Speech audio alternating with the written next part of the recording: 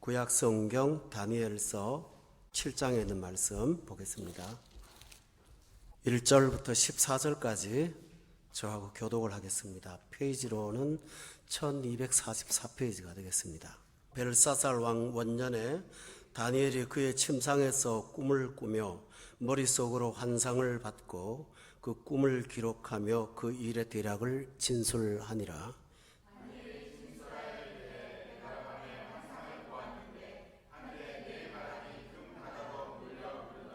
큰 짐승 넷이 바다에서 나왔는데 그 모양이 각각 다르더라.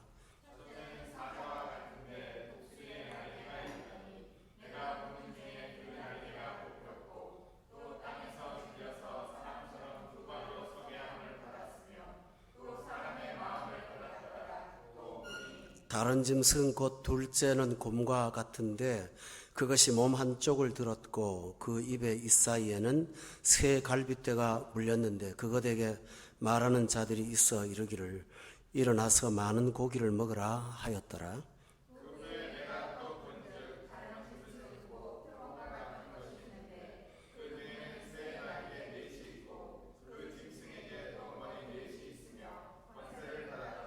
내가 밤 환상 가운데에 그 다음에 본 넷째 짐승은 무섭고 놀라우며 또 매우 강하며 또 새로 된 큰 이가 있어서 먹고 부서뜨리고 그 나머지를 발로 밟았으며 이 짐승의 전에 모든 짐승과 다르고 또 열 뿔이 있더라.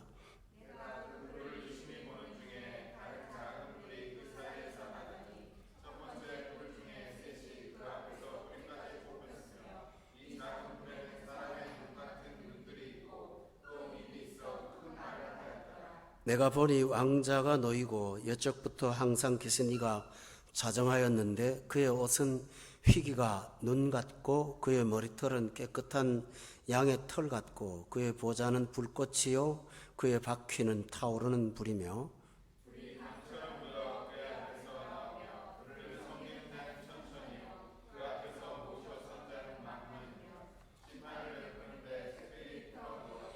그때에 내가 작은 뿔이 말하는 큰 소리로 말미암아 주목하여 보는 사이에 짐승이 죽임을 당하고 그의 시체가 상한 바 되어 타오르는 불에 던져졌으며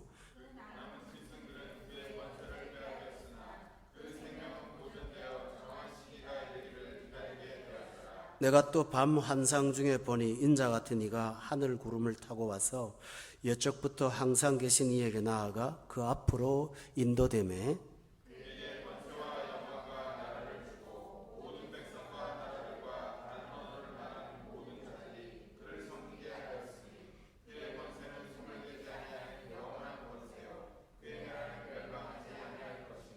아멘. 다니엘서는 12장까지가 되어 있습니다. 그런데 크게 두 부분으로 1장부터 6장까지가 첫 번째 부분이고요. 그 다음에 7장부터 12장까지가 두 번째 부분입니다. 1장부터 6장까지는 지금까지 우리가 들은 바대로 한번 돌아가 봅시다.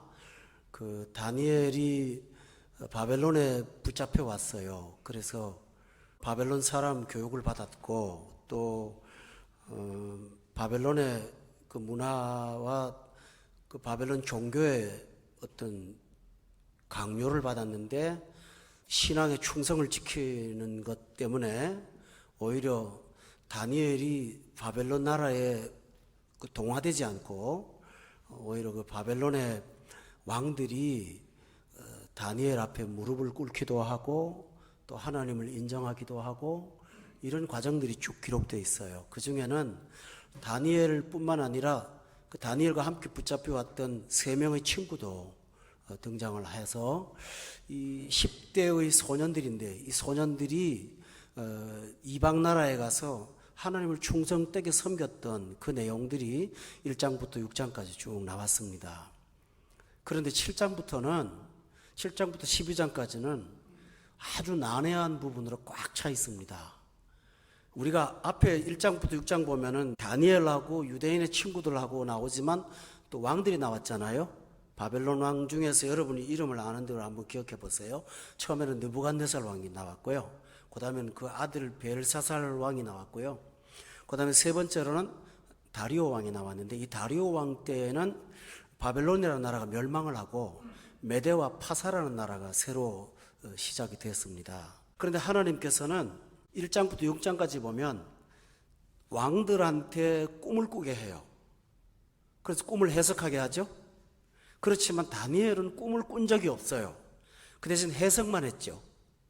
그런데 7장부터 12장까지는 다니엘이 꾼 꿈의 내용이 나오는 거예요. 그런데 1장부터 6장까지 나오는 느부갓네살이나 이런 왕들이 꾼 꿈은요, 다니엘의 해석을 하면서 그걸 계시가 됐어요. 그런데 7장부터 12장까지의 내용은 좀 달라요. 1장부터 6장까지 나오는 그 왕들의 꿈은 자기들의 패망과 멸망에 관한 것, 심판에 관한 내용을 하나님께서 꿈꾸게 하셨던 거예요. 그런데 7장부터 12장까지는 다니엘한테 하나님이 큰 세상의 움직임, 세상 돌아가는 이야기를 하나님께서 큰 틀로 그림으로 이런 어떤 큰 영화를 보면 그 예고편 같은 경우 있잖아요. 그것처럼 내비게이션으로 말한다면 요새 위성지도 나오지 않습니까? 그 전체 지도처럼 하나님께서 다니엘한테 환상을 보여주셨어요. 그게 7장부터 12장까지 내용인데요. 이 7장부터 12장까지 내용은 신약 성경의 제일 끝에 나오는 요한계시록이라는 성경 아시죠? 요한계시록의 내용과 많이 닮아 있어요.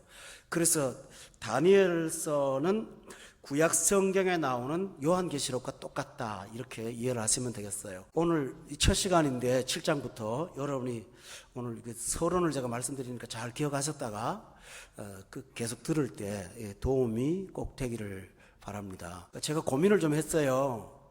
휴가로 거의 다 빠져나가셨는데 이 본문을 어떻게 계속 설교를 해야 되나 하다가 한국에 가신 성도들이 몇 분이 유튜브로 다 듣고 계신다고 그래서 그러면 상관이 없구나 하고 진행을 하게 됐는데, 성경 66권 중에서 가장 난해한 부분입니다. 사실은요, 굉장히 어려운 부분인데 제가 최대한 쉽게 여러분께 말씀을 전달해 드리겠습니다. 그런데요, 7장의 1절에 보면 바벨론 벨사살 왕 원년에 다니엘이 꿈을 꿨다고 그랬어요.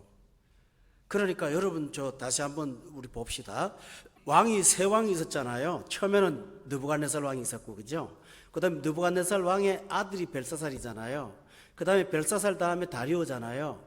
그런데 이 왕들이 다 끝난 다음에 네 번째로 다니엘이 꿈을 꾼 게 아니고요, 두 번째 왕인 벨사살 때에 하나님이 꿈을 주셨던 거예요. 그런데 그거를 성경을 편집하는 저자가 따로 떼어갖고 7장부터 12장까지 해놓은 거예요. 금방 이해가 되시죠? 그러니까 정확하게 보면은 느부갓네살 왕도 꿈을 꿨고 벨사살도 꿈을 꿨을 때 하나님이 다니엘한테도 또 꿈을 준 거예요. 근데 왕들이 꾼 꿈은 자기들의 망하는 꿈이었고요, 다니엘한테 주시는 꿈은 계시였어요. 하나님께서 계시인데 어떤 계시냐 하면 7장 1절에 보니까 그 꿈을 기록하라고 보여주신 거예요. 기록용으로 주셨어요. 그리고 12장을 찾아보세요. 12장에 4절에 다 같이 한번 보겠습니다. 거기 보면 하나님께서 다니엘아, 혹격으로 말해요, 마지막 때까지 이 말을 간수를 해라 라고 했고요, 이 글을 봉함해 놓아라 라고 했어요. 그러니까 7장부터 12장까지 내용은 하나님께서 다니엘한테 주시는 계시인데 이 계시를 글로 써가지고 세상 끝나는 날까지 꽉 봉함했다가 잘 간직하라고 그렇게 말을 하신 것이 7장부터 12장에 나오는 내용입니다. 자, 여기서 여러분이 중요한 사실을 하나 아셔야 됩니다. 하나님은 사람을 다 사랑하시죠.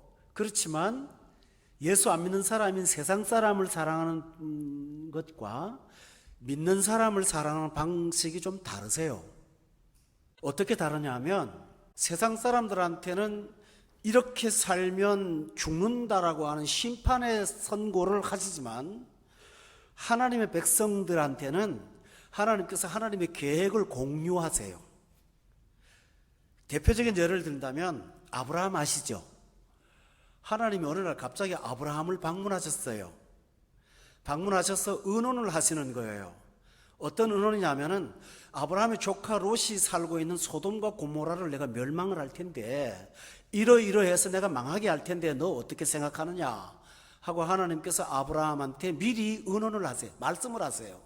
그랬더니 아브라함이 하나님 앞에 하나님 그러지 마시고 제가 의인 50명만 찾는다면 이 성을 멸망시키지 않을 거예요. 그렇게 해볼게. 근데 아브라함이 머릿속에 생각해 보니까 50명이 안 되잖아요. 그러면 40명 찾으면 망하지 않게 하실래요? 그렇게 해볼게.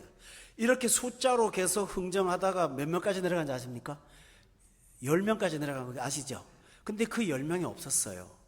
여기서 중요한 사실은 제가 드리고 싶은 얘기는 세상 사람 놓고 하나님께서 인생의 웅장한 계획이나 구원의 문제를 같이 나누지 않는다는 거예요. 그런데 하나님의 백성들한테는 하나님의 계획의 미래 계획까지 공유하세요. 그래서 예수 믿는 사람의 놀라운 특징이 뭐냐 하면 똑같은 글이고 똑같은 책인데 거듭나지 못한 사람한테는 이거는 문화로 보이고요. 우리한테는 하나님 주신 미래의 계획으로 보인다는 영적인 차이가 있어요. 이 사람들은 하나의 이론이고 하나의 책이에요. 그렇지만 우리는 이것이 미래에 다가올 분명한 사건이라는 것을 우리가 믿을 수가 있어요. 이 차이가 있어요.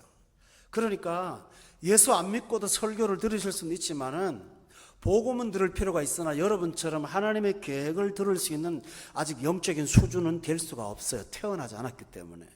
다시 말하면 하나님은 왕들한테는 너희들 죽을 거야 라는 경고를 꿈꾸게 하셨는데 다니엘한테는 다니엘아 내가 앞으로 세상을 이렇게 만들어가고 이렇게 될 거고 지금 세상은 이렇게 될 거고 앞으로 오는 놀라운 세상은 이렇게 될 거야 하고 하나님이 다니엘한테는 미래를 보여주시는 거예요.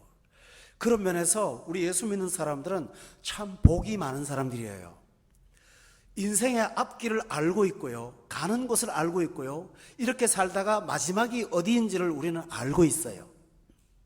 전에 옛날에 그 아주 오래된 유행가인데 인생은 나그네 길 어디서 왔다가 어디로 가느냐. 그 다음에 박목월 시인 같은 사람은 구름에 달 가듯이 가는 나그네 전부 다 정처 없이 흘러가는 것을 얘기했지만은 성경은 우리가 가는 길을 가해 주심으로 예수 믿는 사람은 이렇게 살다가 끝이 어딘가를 알고 있어요. 정확하게 말하면 우리는 끝이 없는 영원에 있어요. 이게 차이가 있죠. 그래서 하나님은 다니엘한테 보여주셨어요.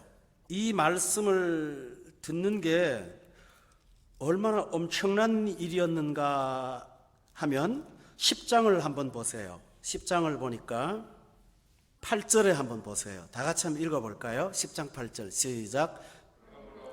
홀로 있어서 이 큰 환상을 볼 때에 내 몸에 힘이 빠졌고 나의 아름다운 빛이 변하여 썩은 듯하였고 나의 힘이 다 없어졌다. 큰 충격을 받을 정도로 이 계시에 대해서 엄청난 충격이 있었어요. 또 여기 보세요. 다니엘 16절에 보면은 이 환상으로 말미암아 끝에 근심이 내게 더함으로 내가 힘이 없어졌나이다. 여기서 잠깐만요. 우리가 하나님의 비밀과 계획을 미리 안다는 것은 기쁘고 좋은 것만은 아니에요. 여기 10절에 보니까 근심이 더했다고 그랬죠. 이거는 거룩한 근심이에요. 이렇게 하나님께서 주시는 계시는 대단한 것이었거든요. 그래서 우리가 오늘 이제부터 이 말씀을 좀 보도록 하겠습니다. 또 하나 말씀드릴게요. 1장부터 6장까지는 왕들한테 이 세상은 이렇게 돼서 이렇게 망하고 어떤 나라가 나오고 어떤 나라가 또 치고 또 어떤 나라가 이렇게 될 거고 그런 세상의 패망에 대한 얘기를 사건으로 말했거든요. 그런데 7장부터 12장까지의 다니엘의 꿈은 어떤 거냐 하면요. 그 사건이 왜 일어나는가 하는 본질을 말씀하세요. 잘 들어보세요. 똑같은 시간에 벨사살 왕한테 있을 때 느부갓네살 왕이 꿈을 꿀 때 느부갓네살한테 꿈을 주신 하나님이 다니엘한테는 그 꿈의 본질, 느부갓네살이 꿈꾸는 이 꿈의 본래 본질의 문제가 뭔지를 하나님 다니엘한테 보여준 거예요. 이해가 되세요? 그러니까 이런 거예요. 신문에 보면은 사회난이 있고 사설난이 있잖아요. 사회난에 보면은 서울 어디에서 사건이 나서 사람이 다쳤고 인명피해가 있고 재산피해가 있다 이렇게 나오죠. 근데 사설 같은 데 뒤에 갖다 보면은 뭐라고 되어 있냐면은 이 사건이 난 것은 이건 천재가 아니라 인재다. 예를 들어 이 장마철에 미리 그런 공사를 했어야 되는데 그런 걸 하지 않았기 때문에, 또 어떤 사람 말하기를 거기 예산이 배정이 안 됐기 때문에, 또 어떤 사람 말하기를 공무원들이 부정해서 이 문제가 결국 터지게 됐다. 그런 것들을 사설에서 다루잖아요. 그것처럼 7장부터 12장까지는 그 사설에 관한 내용이라 그런 얘기죠. 이해가 됐습니까? 네, 제가 이렇게 장황하게 설명을 하는데 장황한 게 아니에요. 굉장히 중요한 거거든요. 여러분한테 이 성경 66권 중에 제일 어려운 얘기를 지금 풀어나가야 되니까 이렇게 말씀을 드리는 것입니다. 또 하나 중요한 사실은요, 그러니까 우리가 본문을 통해서 본질을 이제 깨닫게 되겠죠. 세상에 대한 본질, 겉으로 드러난 것보다 감추어진 본질을 우리가 알게 될 거예요. 좀 쉬운 예를 하나 들어드릴게요. 여러분들이 교회라든가 목회자들에게 문제가 생길 때가 있어요. 바깥으로 들려오는 소리나 참 누구한테 옮기기가 못할 만큼 참 부도덕한 거나 이런 것들이 있을 수 있거든요. 근데 성도들은 어떻게 목회자가 그럴 수 있어, 교회가 그럴 수 있어, 이제 그렇게 생각해요. 근데 목회자들은 더 심각해요. 왜냐하면 표면에 나타난 그 행동이나 행위보다는 그 사람이 갖고 있는 사상의 문제가 더 크거든요. 그 본질이잖아요. 이런 거예요. 어떤 잘못을 했는데 세상 사람이 볼 때는 목사가 어떻게 저런 비윤리를 행할 수 있어 말하지만, 본질의 문제는 그가 하나님을 두려워하지 않는 데 문제가 있는 거예요. 하나님 보실 때는 터진 결과보다 본질이 더 큰 문제인 거예요. 사람이 약하기 때문에 하나님을 두려워하는데 몸이 약하다 보니까 자기도 모르게 범죄할 수 있어요. 그러나 그것이 노골적으로 하나님을 앞에 면전에 모시는 사람이 그랬다고 하는 것은, 그거는 약한 게 아니라 뭡니까? 하나님이 두렵지 않은 거예요. 다시 말하면 하나님의 살아계심을 그가 믿는지 안 믿는지 의심될 때가 있다는 거예요. 하나님을 전파하는 사람이 하나님의 면전 앞에 사는 것을 의식하지 못한다면 그가 과연 심판주 하나님에 대한 교리가 있는지, 하나님을 정말 믿는 사람인지, 복음을 아는 사람인지, 그 근본적인 문제를 갖고 얘기할 수밖에 없다, 그런 얘기죠. 이해가 되십니까? 그래서 이런 본질이 더 중요하다, 그런 얘기예요. 그러니까 여러분이 이 세상의 본질이 뭔지를 7장부터 12장까지를 이 말씀을 통해서 깨닫는 은혜를 하나님 주실 줄로 믿습니다. 또 하나는요, 7장에 1절에 보세요. 다 같이 1절을 읽어봐요. 시작.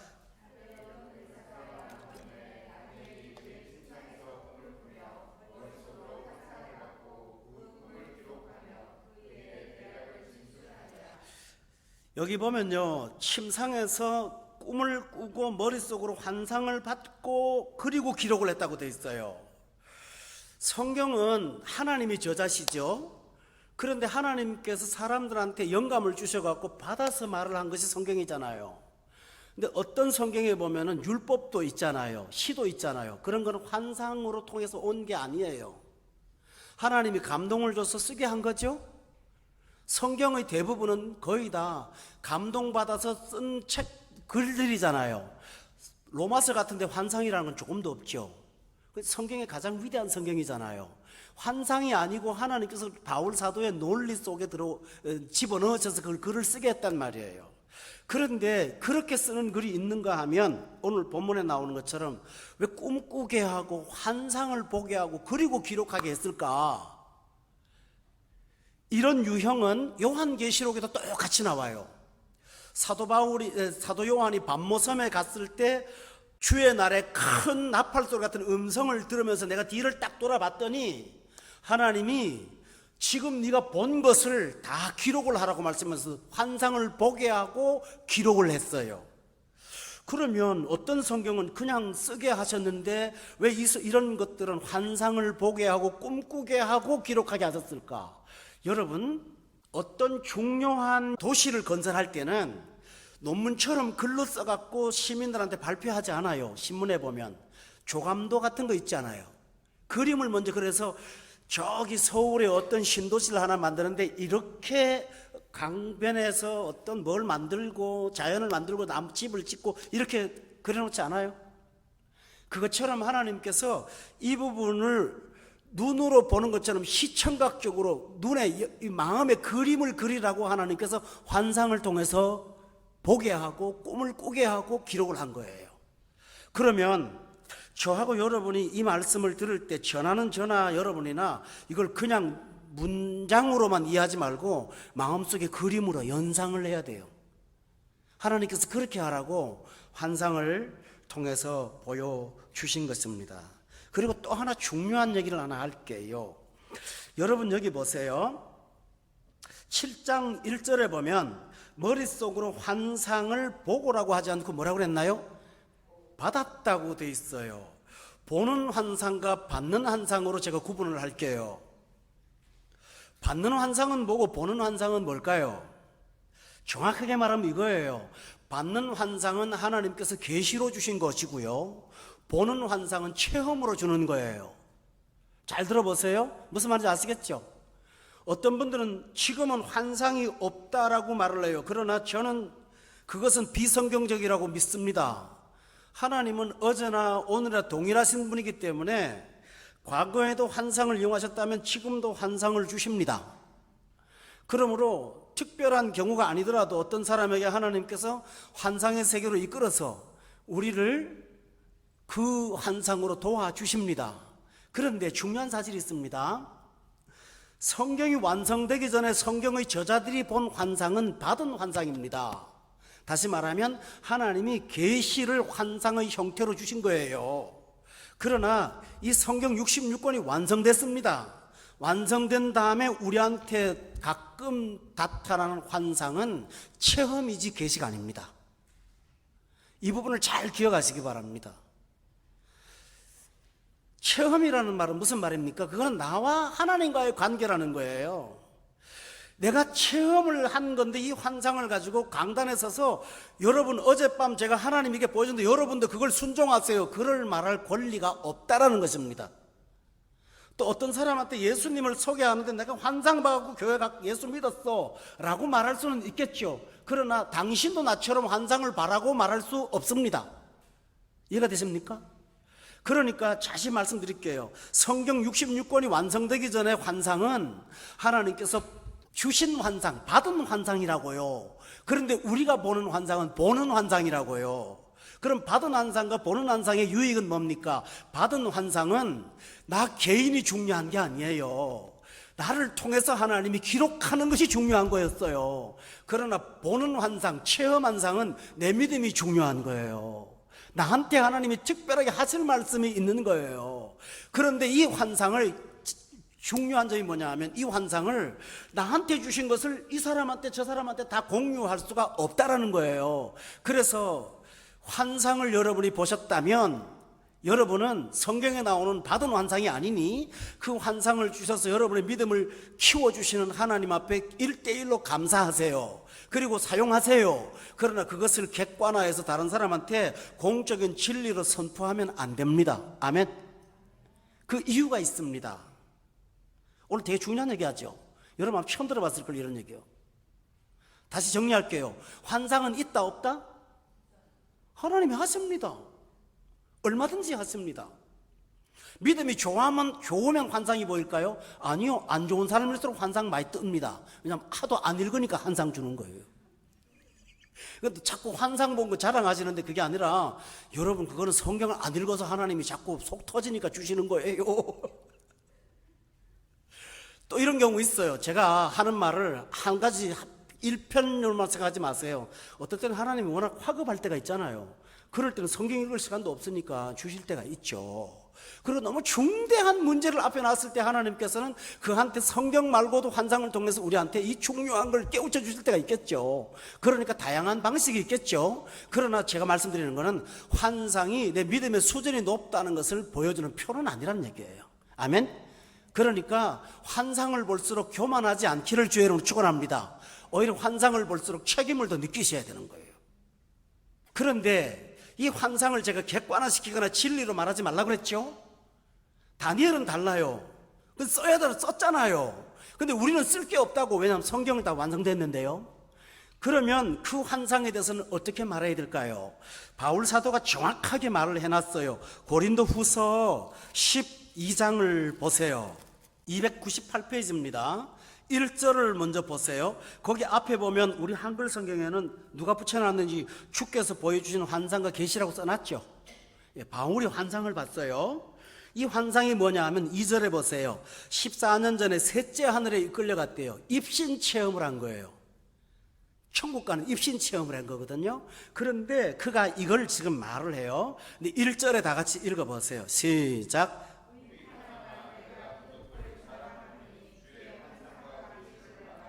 여기서 바울은 환상에 대한 얘기를 하면서 선제 조건으로 이거 유익하지는 않아, 무익하나마 했어요.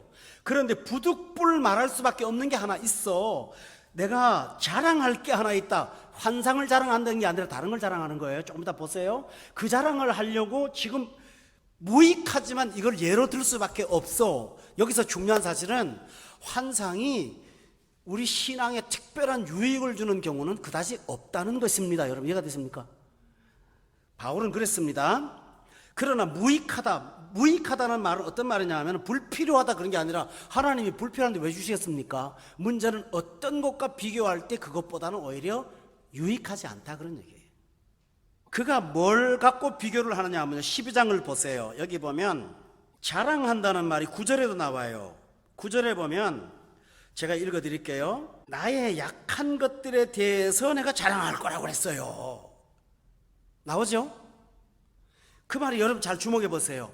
환상을 무익하다고 하고 자기한테 진짜 영적으로 유익했던 것은 내가 약한 것이 오히려 유익했다 그랬어요. 이해가 됐어요?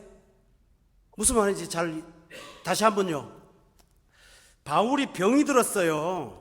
그래서 하나님 앞에 기도했어요. 고쳐달라고. 근데 하나님이 안 고쳐줘요. 근데 나중에 깨닫고 나니까 이게 진짜 선물이에요. 이 약한 것 때문에 내가 얻는 유익이 굉장히 많아요.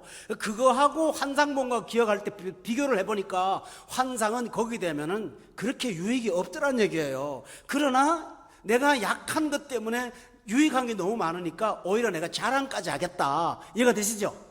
바로 그 말이에요. 그래서 환상을 자랑하는 게 아니라 환상과 비교하면서 내가 받은 은혜가 약한 데서 온 것이 자랑거리다. 그는 그렇게 말을 했어요. 그래서 첫째로는 바울 사도는 환상을 갖고 계시로 말하는 건 무익하다라고 했어요. 그 다음에 두 번째로 보세요. 12장 2절입니다. 한번 읽어봅시다. 시작.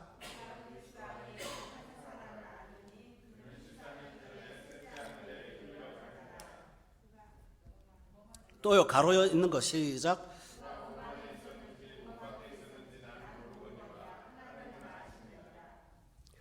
여기 보세요. 두 번째 환상의 특징이 뭐냐 하면요, 잘 모르겠다는 거예요.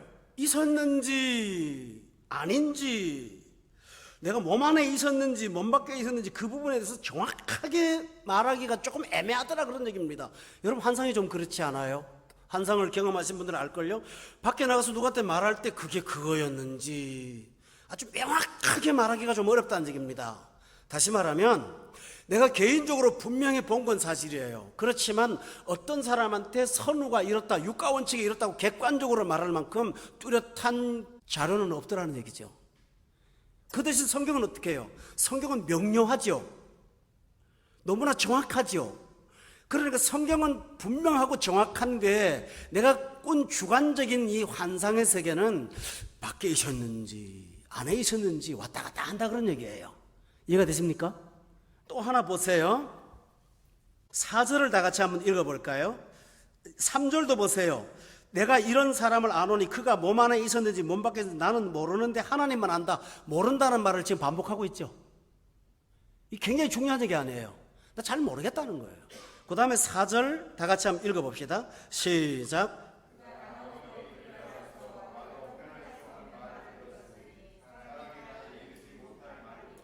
환상의 세계일수록 초월의 세계가 많거든요.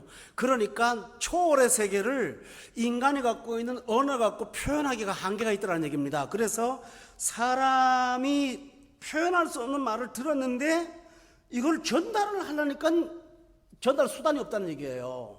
이게 환상입니다. 참 속 터지죠. 난 분명히 체험했지만 이걸 구체적으로 뭐라고 말하기가 조금 애매하다. 다시 말하면 이게 바로 환상이라는 신비 체험의 어떤 한계입니다. 그럼 이게 한계면서도 장점이 됩니다. 왜 그럴까요? 이 세상에서 보지 못한 거거든요. 이 세상에 그런 현상이 없거든요. 그러니까 나도 봤는데 왔다 갔다 하면서도 누구한테 설명을 하려니 설명이 안 된다는 얘기예요. 그러나 분명하게 진실이에요. 그래서 우리가 보는 환상, 받은 환상은 기록된 거지만 보는 환상은 여러분의 개인의 신앙에 유익이 되는 것에 국한하기를 바랍니다. 이해가 되시죠? 네. 제가 이 말씀을 꼭 이렇게 세밀하게 말씀드리는 이유가 있습니다. 기독교 안에 어떤 유형의 교회들은 목회자 개인의 환상이나 이런 것들을 갖고 교회 교리화시켜요.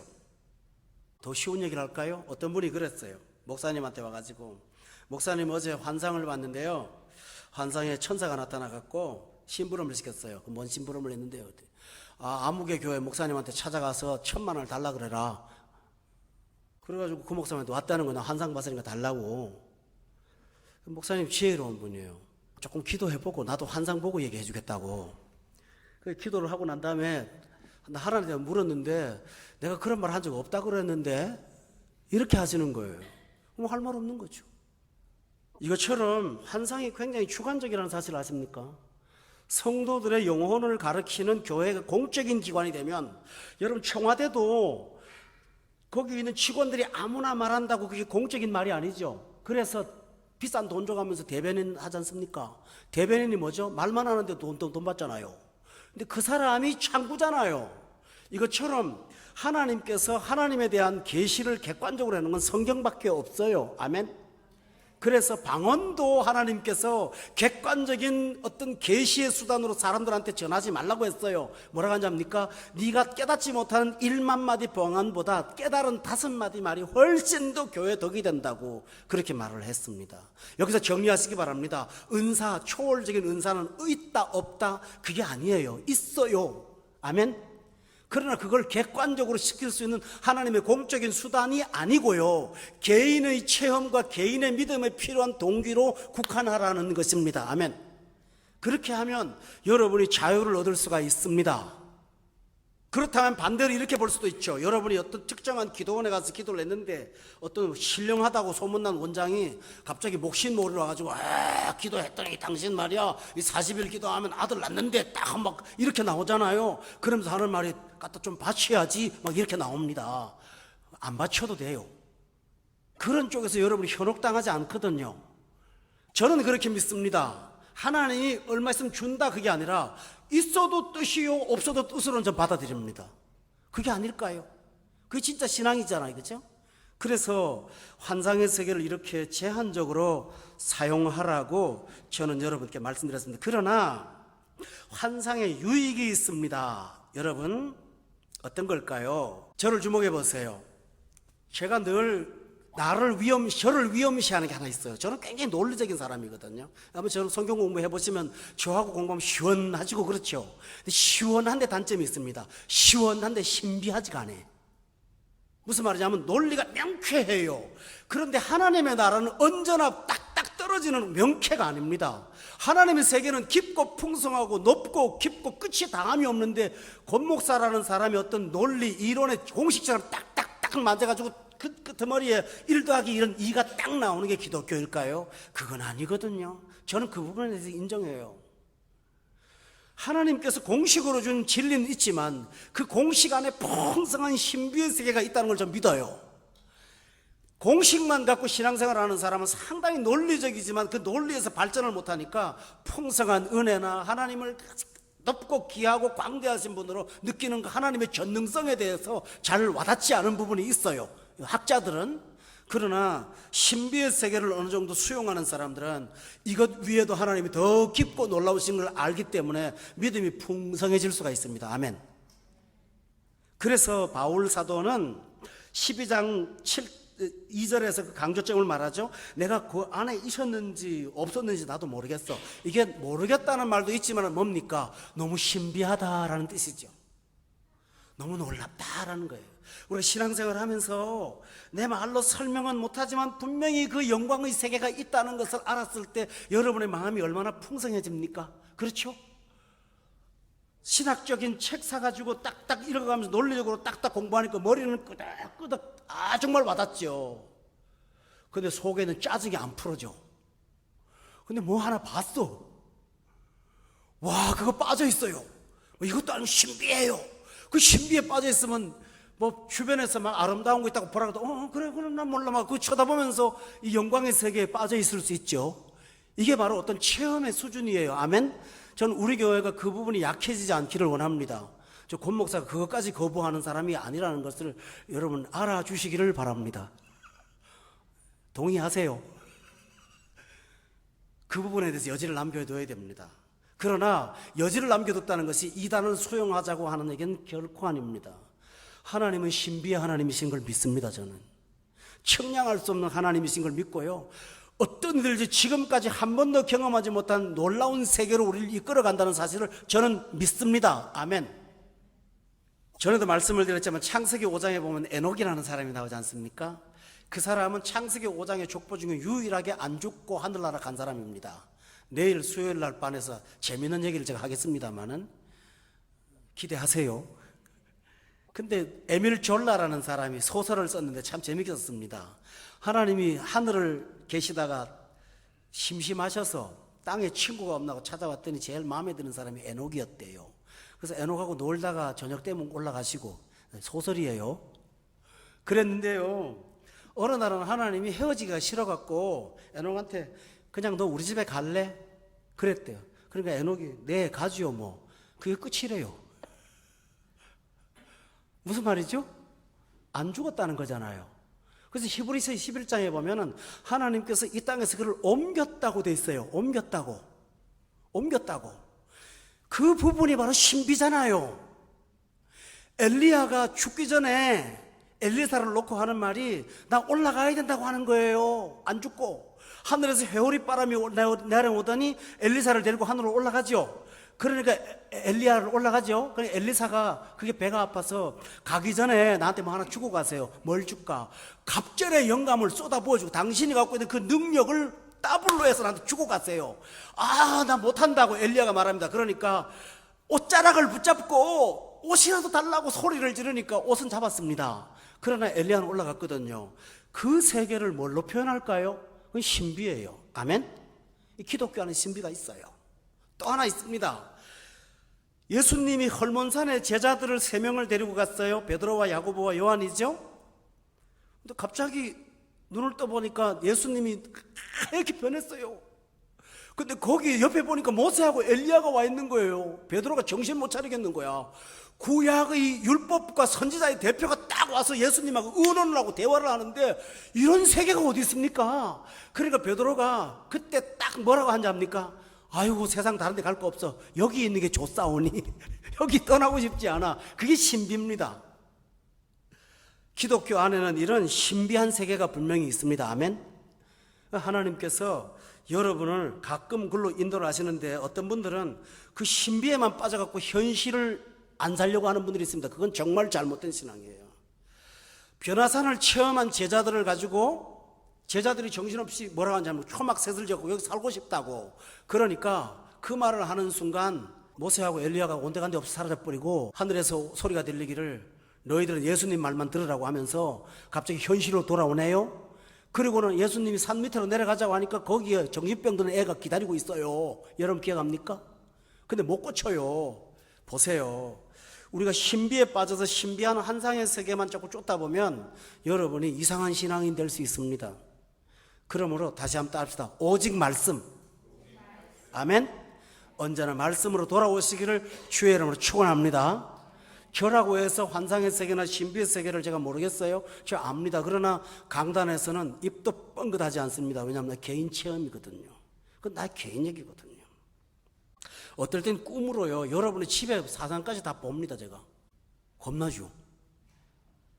겁날까 봐 말을 안 하는 거예요. 근데 너무나 맞아 떨어지는 걸 어떡합니까?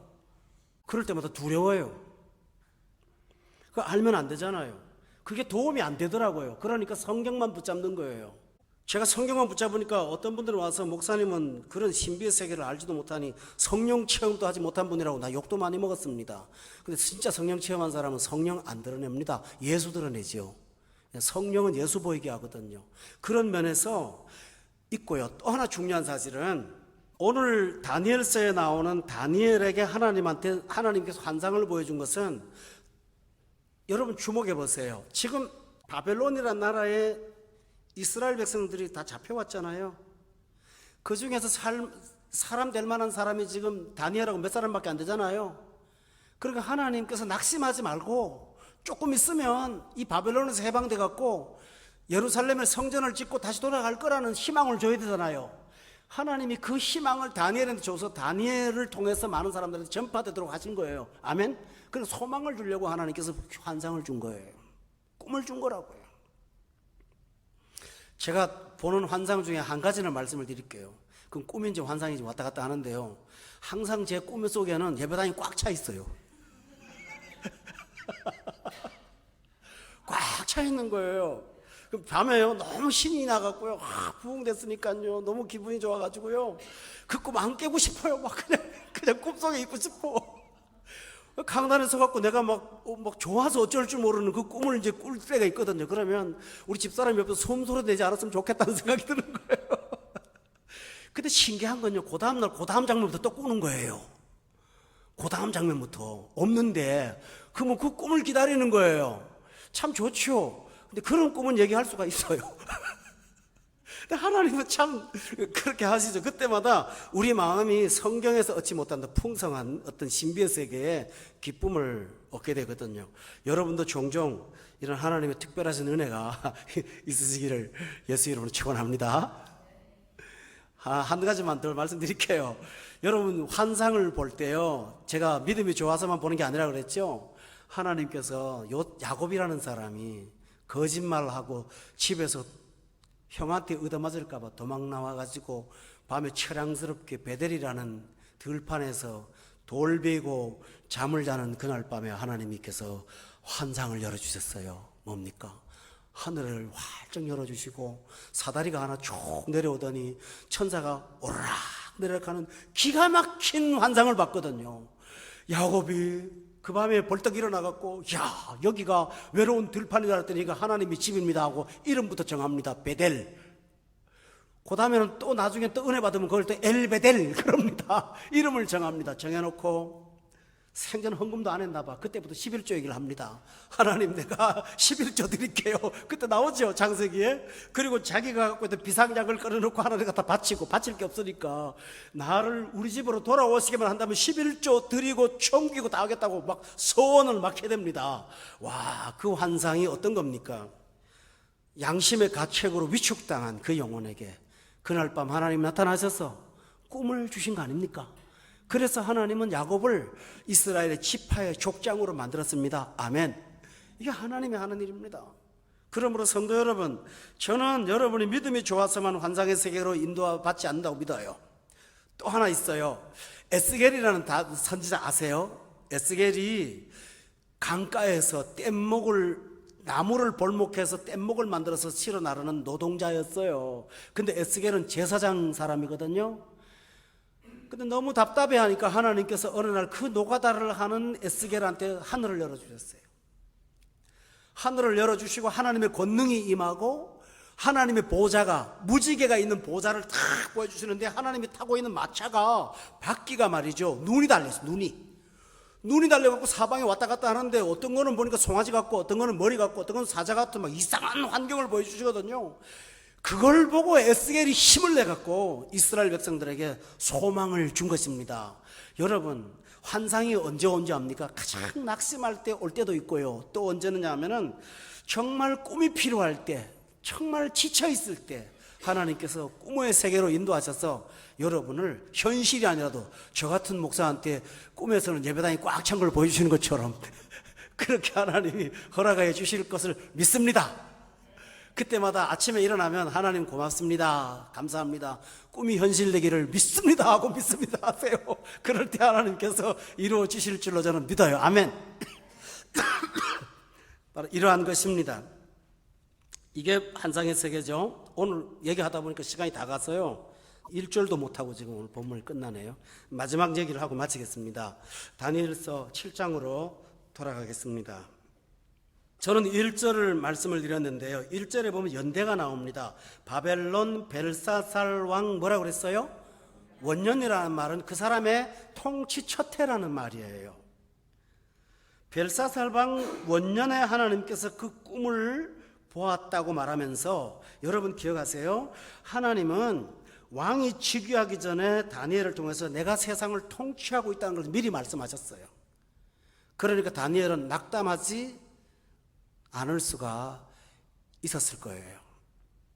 여러분 본문 2절을 한번 다 같이 읽어보세요. 시작.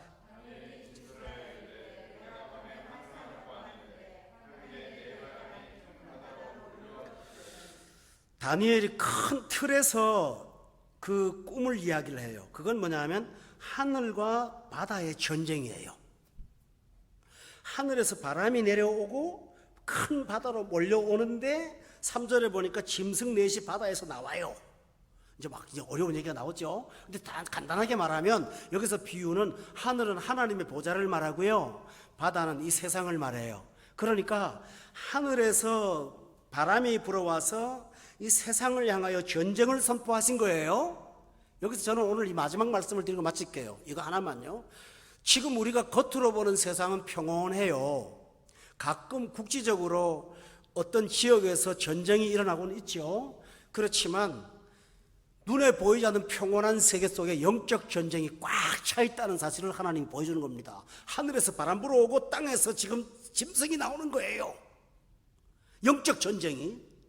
여러분 가정에도 있어요.